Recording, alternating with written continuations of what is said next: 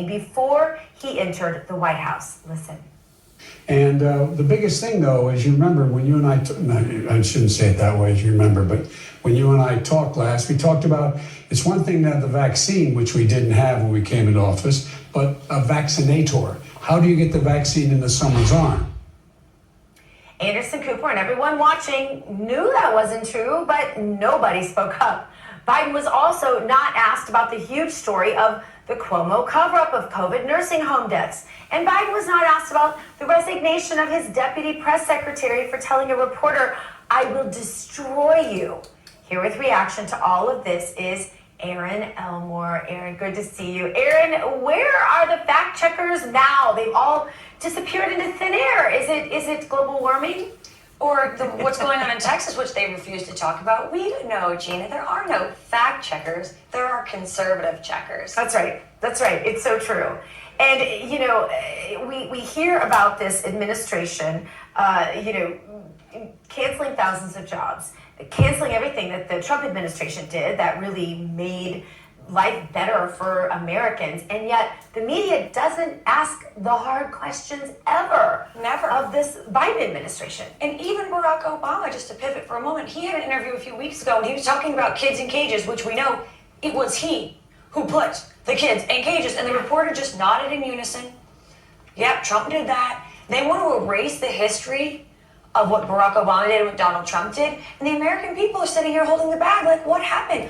I've noticed that when I do a Google search, it is impossible to find the truth if there's even a kernel of political fodder involved. Where are we supposed to get the truth? Well, that's why there are other search engines. I sometimes will use DuckDuckGo. DuckDuckGo, yeah. China's one of the worst, though, when it comes to human rights violations, and literally millions of these Uyghur people have been enslaved or placed into these camps in China. But Joe Biden says it's okay because, you know, Aaron, it's a different culture, and you just need to have empathy, and you just need to relate. That's all. Watch this. I want to play a clip for you. You know, Chinese leaders, if you know anything about Chinese history, it has always been the time when China has been victimized by the outer world is when they haven't been unified at home. And so the idea, I'm not going to speak out against what he's doing in Hong Kong, what he's doing with the Uyghurs in western mountains of China and Taiwan, trying to end the one China policy by making it forceful. I said, and by the way, he said he gets it. Culturally, there are different norms at each country, and their leaders are expected to follow. So enslaving an entire ethnic group of people is okay if it's your culture. Right, so Nazi Germany just put a bunch of Jewish people for their religion and blood and heritage on trains. By the way, that's what they're doing with the Uyghurs as well. 2 concentration camps, which they're doing by the Uyghurs as well. There is very little difference between what happened in Nazi Germany and what happens in China. These Uyghurs are literally doing slave labor. The women are being raped and sterilized. It is sick and demented that you can even call this a culture. And then he says he's going to be tough on China. It's really disgusting what Joe Biden is saying, and Anderson Cooper is absolutely complicit in. But I mean, Joe Biden has a long, long history of racism that also the left never talks about. So it's not really surprising this moment, the worst of the night, where he said Black and Hispanic Americans don't know how to use the internet. You can't make this stuff up. Watch. The other portion is a lot of people don't know how to register. Not everybody in the community, in the Hispanic and the African American community, particularly in rural areas that are distant and or inner city districts, know how to get online to determine how to get in line for that COVID vaccination at the Walgreens or at the. What do you make of that, Aaron? Well, he's old and doesn't understand the internet himself. But to make it as a racial statement like that is not.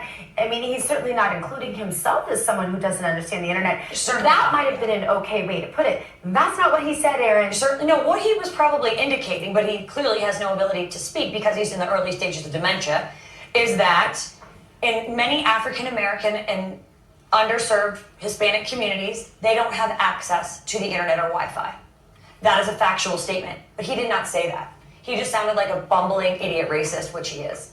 Well, I mean, I think he probably, in some cases, and perhaps people should realize that people do tend to, in the stages of dementia that he's in, go back to their basis of what they believe, and it's no secret that Joe Biden, Kamala Harris said it herself, yes, has had a long time deep hold to these beliefs, and so it's not surprising that some of this would be manifest when you do tend to get down to these parts of yes, of course. And as you know, Bill Clinton's crime bill, first of all, Bill Clinton's crime bill incarcerated more African-American men than any sitting president in the history of our country, okay? And the biggest proponent and supporter and advocate for Bill Clinton's crime bill was Biden.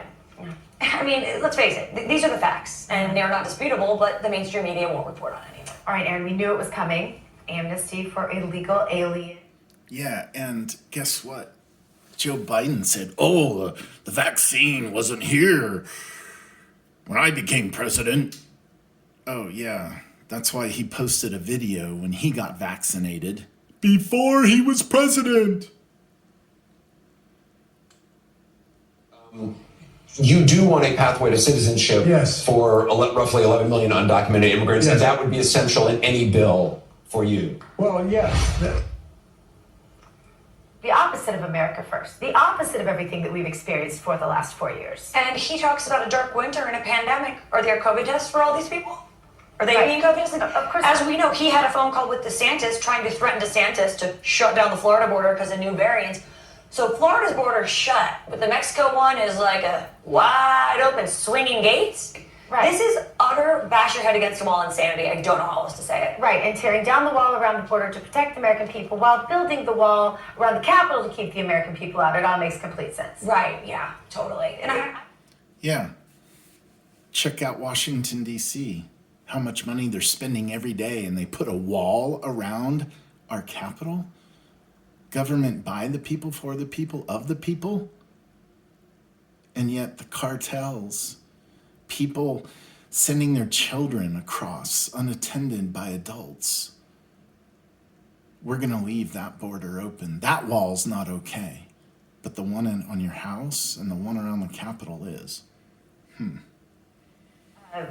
All of social media, they have all of media to back them up, and then whatever they don't get there, they can just cheat their way into getting votes. And so they don't really actually need the American people in their minds, I don't think. yeah. And a lot of them are these liberal coastal elites who have walls around their homes, who have private armed security, but say that we, the common folk, can't have a gun. So it's do as I say, not as I do. They're going to be at the French Laundry. They're going to be getting their hair done inside without a mask. They're doing the things that liberal elites can do while we sit at home and struggle. It's amazing how many people fought for it. It's sad, and it's What is good for me is not good for thee. That's the hypocrite way of politics.